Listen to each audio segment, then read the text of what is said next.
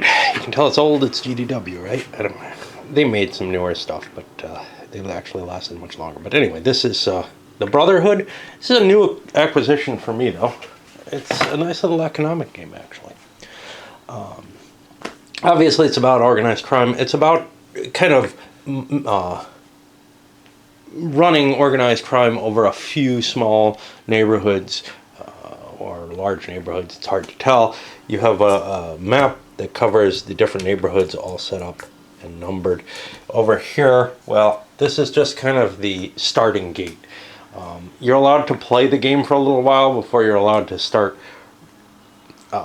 trying to hunt each other's bosses. You have a deck of cards here that are kind of random events. That the grand jury deck. They indicate where the police are going to be trying to intervene. In jail, some of your pieces can end up in jail if the police crack down on them. And I think that only happens from the cards. You have a few different kind of pieces, and they represent different assets that you have. Probably the most important is this little pile of money, actually. It's hard to tell. Looks kind of like it doesn't look much better in person. This is going to be business interests that you have, just illegal operations. This is going to be political power. I played this with my wife, 2-player. It's not supposed to be a 2-player game, but we often play multiplayer games as if they're as 2-player games with just the rules as they are, and it works. It's not as interesting, and you'll see why. Because it's a business competition game with some diplomacy. It kind of reminds me in some ways of like a junta or more like a Shanghai trader, but it's much simpler. And it doesn't keep its flavor into it all. This is a thug, just a street level thug, and this is a hitman who's going to be able to take out enemy combatants more easily. And that's about it. You got your big boss here. You're limited by counter mix, so if you run out of something, you're not going to be able to get any more. Holds up to 5. Let's take a quick. We got a couple more things. We got this, which is going to be your costs and revenue chart, and it takes care of everything that you need there. And then each player will have presumably a monthly ledger sheet, and I have something to photocopy more off of because I don't have very many of these in actuality. I'll probably not use one of these. I'll just use a sheet of paper or something. But the way you use this is at the beginning of each turn there's going to be a little economic phase, and you fill out how much money you made, how much money you had existing, how much money you made, how much money you're putting out on buying new or paying salaries, and then what you have left. And you also plot where everything is going, because this is a plotted movement game, which isn't going to work very well solitaire, of course, but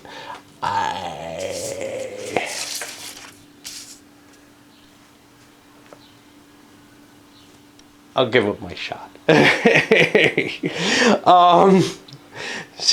want to play this, and it's the kind of thing I would play solitaire in some cases. It's going to be harder to video edit everything. So the sequence of play is you get your revenue phase, basically all your operating businesses. I'll give you some cash, and that's based here on the rate chart. If you look at the particular neighborhood, you find, monthly revenue counter income. Okay. The other things are costs, and those work a little differently. During the planning phase, what you're going to do is you're going to write down any new items you're buying. So you could buy a revenue counter, you could buy a political influence counter, and you can buy thugs and hitmen.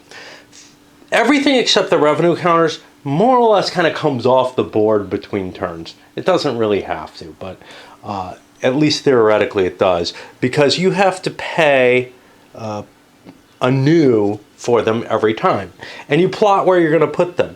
So, if I'm going to put 2 thugs over here in Sewer Town, I'll write something down like 2 times T SW or something like that. And that'll tell me that that's where I put them. And after I figure out what I put down, I pay for any new business concerns that I've added to the board, as well as the cost of placing any of these influence counters, thugs, or hitmen. The rules kind of go into, you know, other ways of handling things, but honestly, in terms of, you know, you have to count up the thugs on the map and then decide if you're keeping them or not.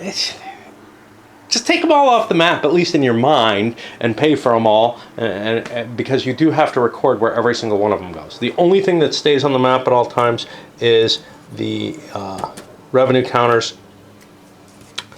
You also will have to plot the boss, but the first, I think, 4 turns of the game, he isn't going to be on the board. He's allowed to be here in the downtown area where you really don't have any influence.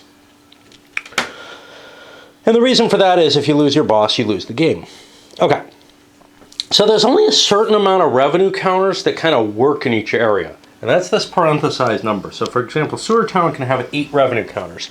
If you are over that number of revenue counters, you've saturated the area, and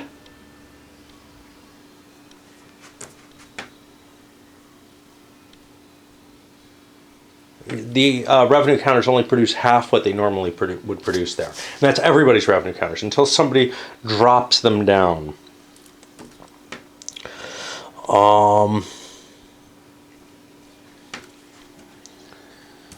You can close down a revenue counter at any time and repurchase it in the same turn, whatever. It doesn't cost you anything.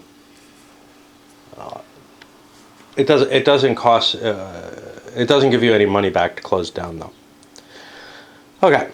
Then you hit this placement phase where you actually execute the orders that you've written down. Then we hit the legal action phase. And this has 2 things. First, one of these cards is turned over, and it'll have some effects, and you roll a die to see where those effects take place.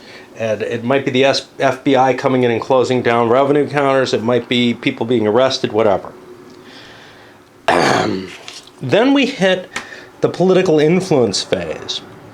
And where people have influence committed, they're able to spend that influence to close down opponent businesses. Whoever has the most influence in a given area goes first. The one second goes second. If 2 players have the same amount, they're deadlocked and neither can exercise their political influence that turn. However, if a person has more political influence than another, he could actually eliminate the influence of the other player on a 2-for-1 basis. Now, the influence counters can wipe out business concerns. They just close them down. So if I was going to spend one of my influence counters to close down one of your businesses, if you also have political influence there, it might behoove me more to spend 2 of my counters to keep you from closing one of my businesses, especially when it's a 5-player game. In a 2-player game, obviously, it's probably better just to cut the other guy's throat. And the game can get down to 2. All right, then you have the mob action phase. If 2 or more people have thugs or hitmen in the same area, or if somebody has thugs or hitmen with the other guy's godfather, they get to shoot. And basically, it's rolled simultaneous. Thugs hit on a 1 or 2. Hitmen hit on a 1 through 5. Each hit removes 1 piece of the opponent. By piece, I mean 1 combat piece, either the thug or hitman. Or if it wiped all of them out, it can hit the big boss. The big boss doesn't get to roll. I have somebody typed up, printed out some modifiers. I'll be using one of them. One of his modifiers has to do with, boss elimination. One of them has to do with bosses being able to fight in combat. I don't want to do that. It might be a little bit more reasonable. He gives an argument for that, but I don't want to add that kind of level to the game. But there is one little modifier that he noted there that if he's interpreting it correctly, I am using, but I think you can actually twist the rules to say the same thing. Okay, so after they're hit, if at the end of the mob action phase 1 player has only revenue counters in an area and doesn't have any thugs, hitmen, or even boss there, on a 1-for-1 basis, you can get a piece of business. and you just replace your revenue counters, or their revenue counters, with yours. Now this is where the option comes in, which is, hey, if you're out of revenue counters, what does that mean? Well, at the very least, you could destroy a revenue counter somewhere else and replace there. But I'm perfectly fine with just wrecking the business. I think, you know, you have a notional revenue counter while you're destroying it. If multiple people are in the same place and they've wiped, there's only one round of combat, and if multiple people are in the same place and they've wiped out the defenses of that area for a third player, say if two people are there and a third has been wiped out, well, the two people who are there have to come to some sort of agreement on how to split up the business there. And if they don't come to an agreement, they get another round to shoot it out. And that's the mob action overtime. Let me just hit the killing the Godfather. If you kill a Godfather, the player's out of the game. All his pieces go away. You don't inherit them or anything. Do you? Hold on. No, you do inherit them. All his counters belong to the player who hit him, but his cash reserves disappear. But the deceased player does continue to fight out battles everywhere else. Okay, if two players are forced into a mob action overtime, that's when you can't agree how to split the spoils.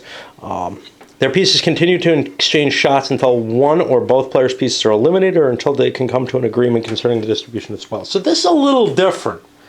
The spoils have to be resolved. So it can go into a long mob war.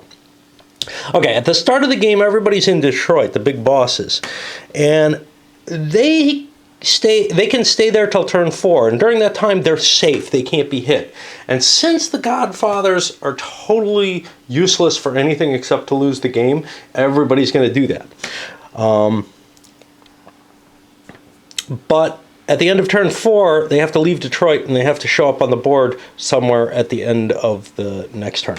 I may not finish the game up, just because I don't. It's not that it's a long game or anything, but because I don't know how much the plotting is going to just really suck. And players can cut deals, but you basically can't break the rules of the game. You can give money to each other. Can you sell things? Doesn't seem like you can sell businesses or anything like that, but you could easily make a decision to, you know, add rules where you, all right, you know, I'll transfer control of this for that. I don't see any problem with doing that, to tell you the truth. And this is a John Hill game, actually. This is the guy who made Squad Leader. All right, let's send this up.